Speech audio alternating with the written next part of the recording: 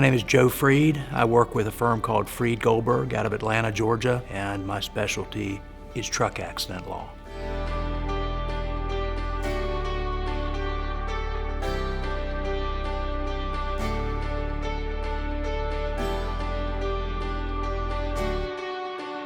Let's go back. How long have you been practicing? Almost 30 years. I started in 1993. Wow. All right. Let's go back about 34, 35 years. Right. Everybody's decision to go to law school is different. Some people, saw Atticus Finch when they were 4 years old and they figured out that's what they wanted to do for forever. But what was your decision like? Right? Why did you want to become a lawyer, and why did you ultimately become one? Wow, and it probably starts, why did I become a lawyer? I think about that sometimes, and I think I was always, even from the time I was a kid, I hated bullies. And then so I grow up and I end up in high school, I lose 4 friends in 32 days in crashes. And that took me into a short law enforcement career. I spent about 6 years in police work. As a police officer, I sat in a lot of courtrooms. And there's something about a courtroom. I remember even as a young police officer thinking, this is a place where important stuff happens. And then if you stay long enough, you see that justice is not blind. Justice, a lot of it depends on who your lawyer is. It shouldn't be that way, but it is. Sitting in the courtroom turned into a meeting one time with a judge who called me into chambers and basically looked at me in my police uniform and said, "What are you doing? Dude, you need to go do something more." And he encouraged me to go to law school. And I said, "Really?" And so that's how it all started. And so then law school. So that was it. There's a term that I use in a lot of these interviews. It's the inception of purpose, right? It's that point in our lives, and if we're blessed, I think it doesn't happen for everybody, but it's that point in our lives when we figure out, okay, this is what I was meant to do, right? This right here, this lane that I'm in is what I'm gonna travel in, and this is the path I should be on. Well, when did that happen for you? It sounded like you figured out at a certain point, like, okay, right, after you went to law school, maybe, was there a certain point when you're like, okay, all right, now I'm working against the bullies, I'm helping people, and I'm making things happen, that thing you noticed in the courtroom way back? So we're talking about purpose, and for me, the most recent iteration of Joe Fried is this truck accident lawyer.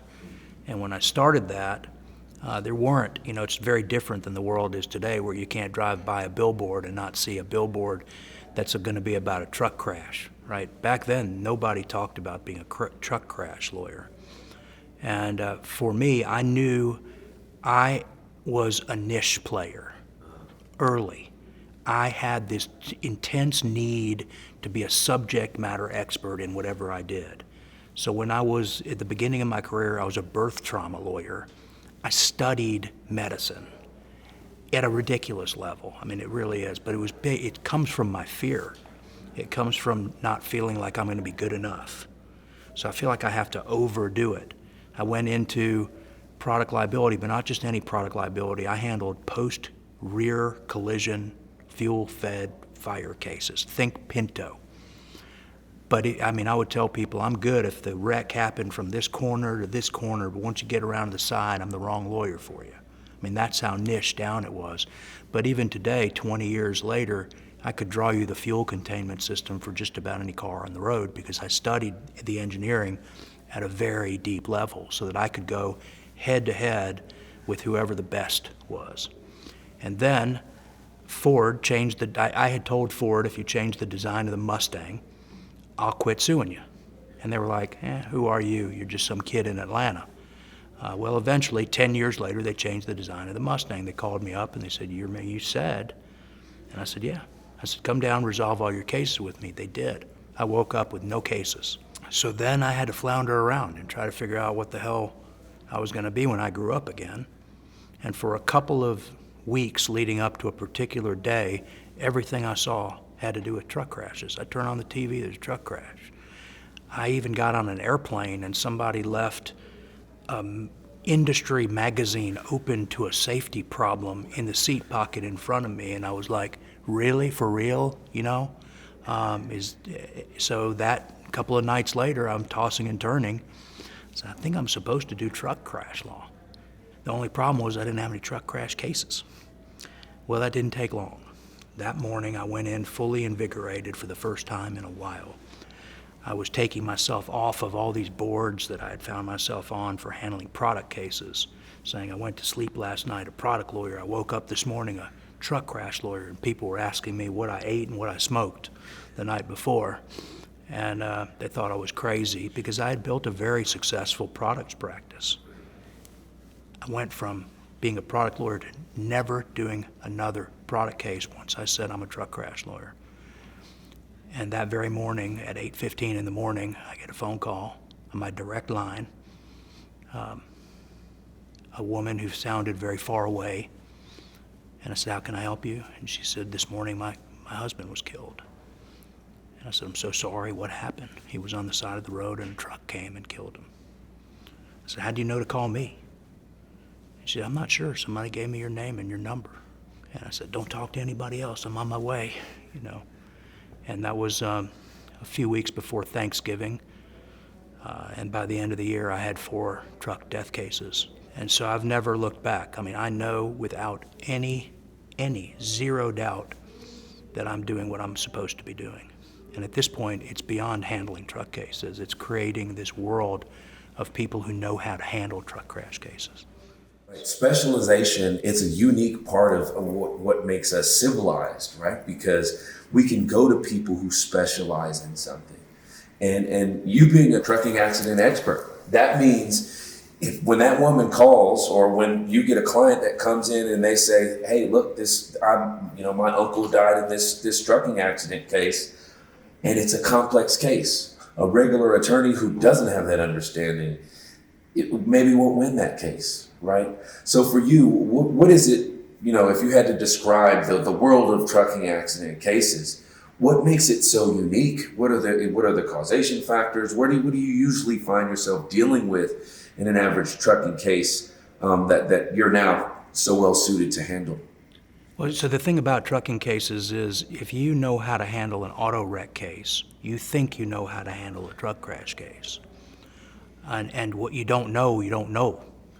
And that's the problem, is that when I started looking at trucking, I saw that this is a whole world unto itself. It's an industry that's totally and completely unique. And for me, I knew that based on my past, based on who I am, I'm going to have to study this at a deep, deep level. The question is really sort of what makes these cases different, and the answer is everything, from the size and the weight and the dynamics of driving a truck to how high a truck driver sits, to all the rules and regulations that govern trucking specifically, that go way beyond what we know when we're driving cars. So it's a very, very unique industry, and both at the driver level and at the company level and all of the other players in the transportation cycle, the relationships. It's a relationship business. It's a document business. It's a data business.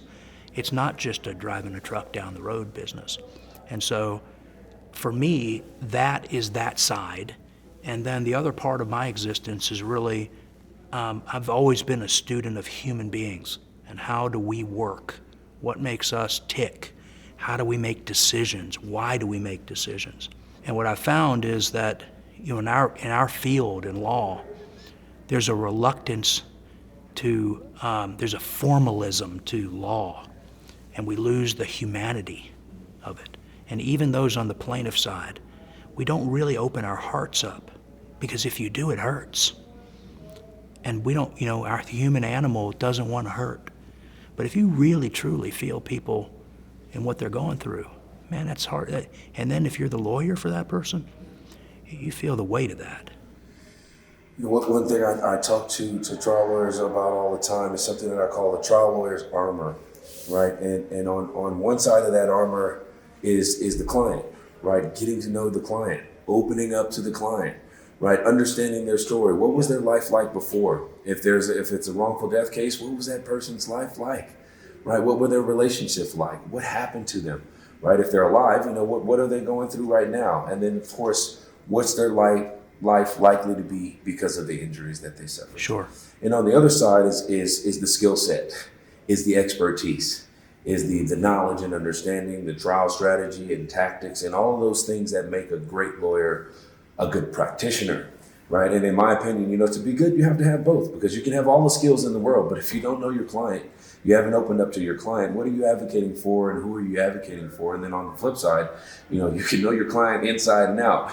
But if you don't have the skills, you don't have the expertise, and in trucking cases, right, where there are so many factors that you're describing at play, if you don't have an understanding of them, maybe you shouldn't take that case, right? But let's start with this first side, right? And, from that first call with this trucking case, my husband was killed on the side of the road.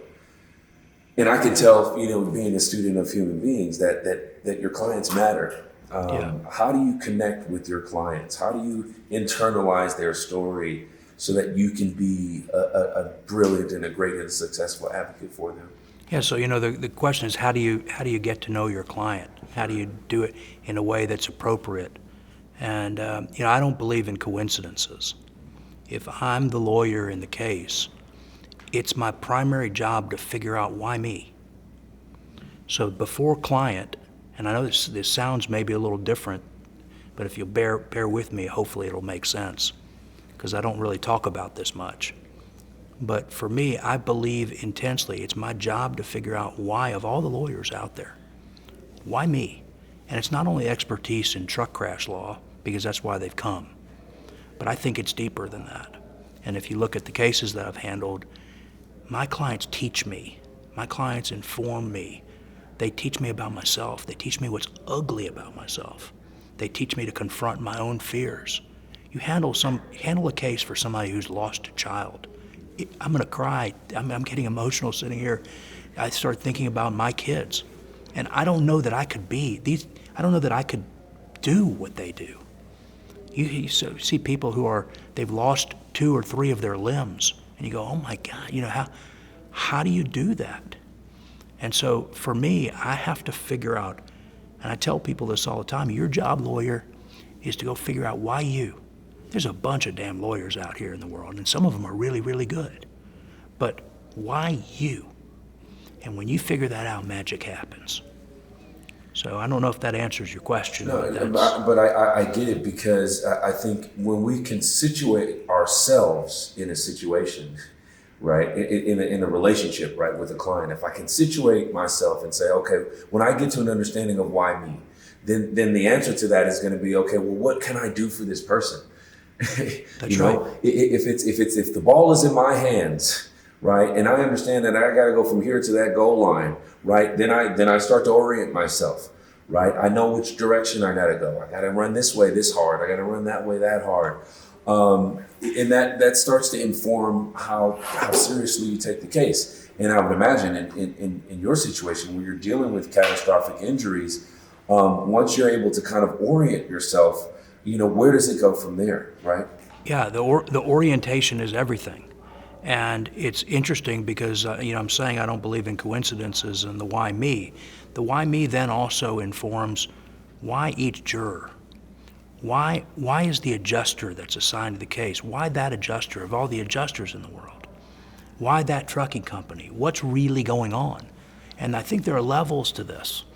And so, call it esoteric, but I think that's where we fail as the lawyer, is that we have to be willing to be fully vulnerable to the situation. You have to make a commitment to that, or I should say I do. Every single day, I remind myself of a couple things in the morning. I remind myself to be grateful, and I remind myself that my job today is to be vulnerable. My job today is to be credible. And sometimes it hurts to be vulnerable, and sometimes it hurts to be credible, if you know what I'm saying. To get up and say, what does credibility mean? It means that I've got to be willing to look at the world honestly, and I can't buy my own crap. I've got to be willing to, when somebody throws something at me, really hear it for what's there. I've got to be willing when I make a mistake, and I'm going to own it fully and completely and without spin. I've got to really say I'm sorry if I mean it. And I've been that guy in a courtroom where I've let the words come out of my mouth, or they just came out, and then you want to grab them and pull them back. And I've been that husband who, God knows, I wish I could take some of the words back. And I've been that father. And so all of these inform me as a lawyer. All these roles inform me as the lawyer. When you go into a courtroom and it's your job, right? That person, back behind you to your left they're counting on you, and you're standing there in between your client and the jury, right? And you're the bridge, right? You're the conduit. What's that like for you?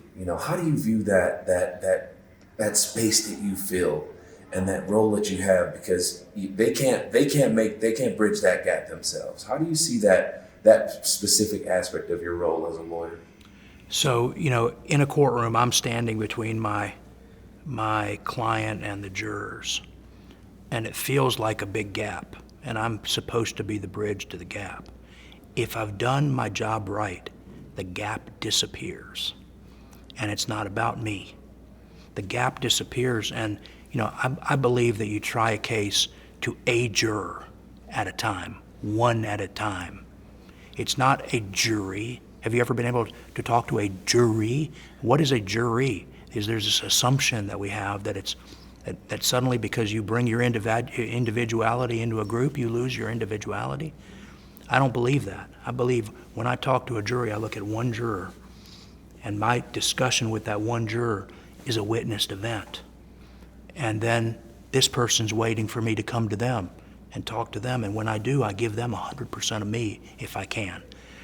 I wish that was true. I wish I could always give them 100% of me. That's my goal.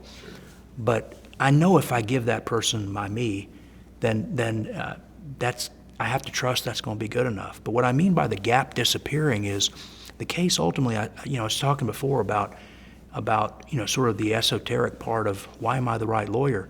Why are you the right juror? Why are you the right collection of people that came together to solve this one problem, this one issue, to do justice? Why you? And so my job in that role is to make the gap disappear, because I need those jurors to be my client. I need those jurors to be the voice of the community at the same time. They need to be both. And so my job is to pick, and I'm saying this very carefully, to pick what my case needs to be about to make that happen. And too many lawyers focus just on the incident. That's not where the heat is. You've got to get to the humanity of it. It's why, a quick example is you have a truck crash. The truck runs into somebody and causes injury. What's the defense do? The defense then wants to make they want to run the person over again. They want to now make them feel like the liar, the cheater, the malingerer, the whatever. Imagine that. How different do you feel if somebody does you wrong and they come and say, hey man, I'm so sorry. How can I make this right? You can't really stay pissed at them. They might have hurt you bad. You may be in a wheelchair the rest of your life, but you're going to react to them differently if they're coming to you and saying, hey, the heart is there, But what about the person who runs you over, puts you in a wheelchair for the rest of your life, and then gives you the proverbial verbal finger? Mm-hmm. You know what? You're the bad person. Right. You're malingering. You're making this worse than it is. So that's what it's about to me. In your many years of practice, I just respect the fact that the granularity of understanding that you seek, right? Going back to the initial niche that you dove into, how do you see improvement and learning? How important has that been over the course of your career in terms of you getting better, you improving, and you providing the best representation that you can so that your clients get what they deserve? If I ever stop seeking to be better, I need to hang it up, right? And better can mean different things. But when you're a lawyer, it's sort of interesting. Lawyers sometimes feel like they're in over their head, and they need to get to the finish line, and they bring other lawyers like me in. And I'm at a point now in my career where what I'd really like to do is teach and empower that lawyer, as opposed to just have it be about me. I changed my goals a number of years ago to try to be the guy who's helping other people to succeed, because at the core, I really want to leave this place better than I found it. And that's in a number of ways. One, on the highways, I want to leave it safer than I found it. Well, I can't do that by myself. And it's why I teach so frequently now. It's because I want to build an army of people who know how to do what I'm doing. I want to keep advancing the ball, but I learn, when I teach, I learn as much as I give, maybe more. So it's always a quest to improve. It's always a quest to continue to push forward. And there's never been a better time than now for a lawyer to come, and the opportunities that are available within organizations to become the best you, and therefore to become the best lawyer you, are out there. And I mean that, I said it that way on purpose, because it's about development of you as a human being first, and then as a lawyer second. But the skill sets, and it's constantly evolving. I mean, I'm spending my life now working on reconceptualizing trial. You know, I'm looking at it and saying, I'm kind of surprised we don't still put wigs on to go into court. I really am. It's so formalistic. But yet the world has moved on. You know, the world, when that was invented, nobody had a cell phone. Today, the cell phone is the modern blankie. I mean, you can't go anywhere. You imagine what it would be like if they took your phone away. But those are, you know, I think that's where I am in my life now. I'm looking at this. I have the perch. I finally feel like I'm pretty good at this. And now my job is to see if I can advance the ball within this profession that we call the practice of law. I just want to talk a little bit more about trucking specifically, because until you really just said it earlier, you know, I hadn't thought about it in the sense that there's a lot of physics that don't exist in regular car accidents. What are kind of some of the core areas of a trucking accident case that you know, a lawyer that's thinking about going into trucking accidents, that they should definitely understand? You know, trucking's different in every respect. I mean, you know, for me personally, I wanted to know everything I could. I went to truck driving school. Okay, I can back a boat up great now, but don't ask me to really drive a tractor trailer. You know, but I think that what you need to do if you're a lawyer and you want to be engaged in this space, first surround yourself with others who know what they're doing, so that you can build a mentorship base, and that exists, of good people who want to just teach you. They've got the heart to do it, and they live by the motto that a rising tide rises all boats. And so surround yourself. And in that process, then you have to delve into this industry. You have to understand what it is to be a driver, and you have to have some empathy, hopefully, and some respect for these men and women who are out there driving trucks every single day. That's hard work. They're not the enemy. The industry is not the enemy. Dangerous practices are the enemy. So we have to understand that life and that industry. We have to understand the relationships. So you study the regulations. You study the rules, you get better and better at this, the deeper and deeper you understand the industry. So what I tell people who want to do this is, I'll give you a bibliography of things to start to study. Then it's up to you if you want to go and do it. But it's about understanding first that, and then you can get deeper and deeper into it. Now you can go to truck driving school. Learn what it is to make a daggum left turn in a tractor trailer truck, and it'll change your whole way you practice law as a truck crash lawyer. Go take a accident reconstruction course that's designed for people who work within that accident field, and see how the dynamics are different. I mean, think about the bumper differentials. Think of the weight differentials. I mean, it's totally and completely different than what happens in a car-to-car crash. So there's lots of layers.